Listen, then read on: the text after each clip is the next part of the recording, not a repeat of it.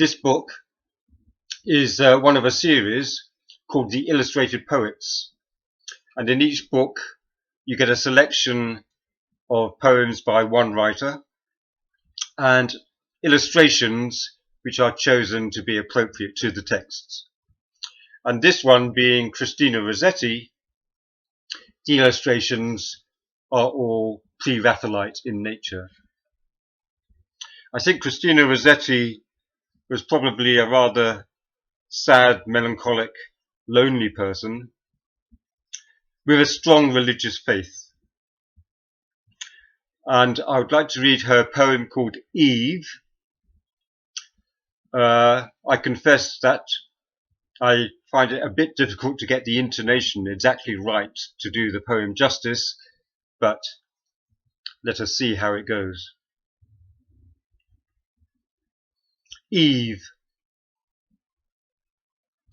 While I sit at the door, sick to gaze within, mine eye weepeth sore for sorrow and sin.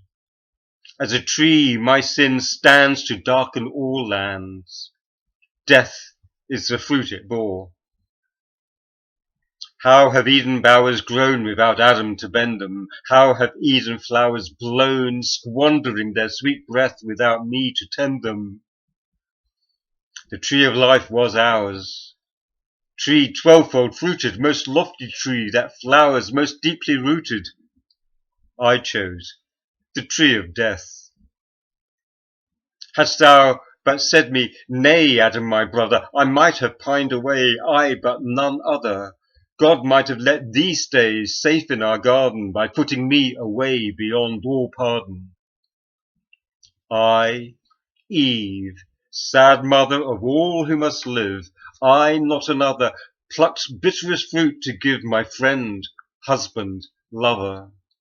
O wanton eyes, run over, who but I should grieve? Cain hath slain his brother.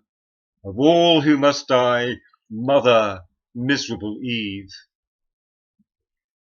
Thus she sat weeping.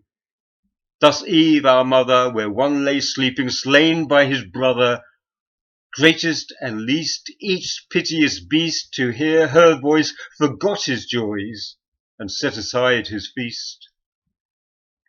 The mouse paused in his walk, and dropped his wheaten stalk.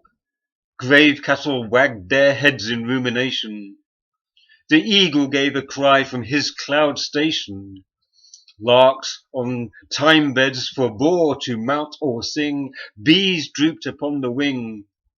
The raven, perched on high, forgot his ration. The conies in their rock, a feeble nation, quaked sympathetical. The mockingbird left off to mock. Huge camels knelt as if in deprecation. The kind heart's tears were falling. Chattered the wistful stork. Dove voices with a dying fall cooed desolation, answering grief by grief. Only the serpent, in the dust wriggling and crawling, grinned an evil grin and thrust his tongue out with its fork.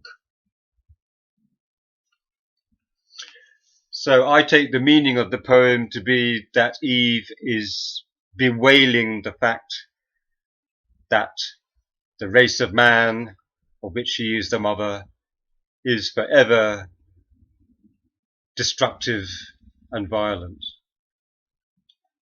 Please leave any comment that you like, and please explore other work on this channel. It includes my own work and poems by other writers that I admire.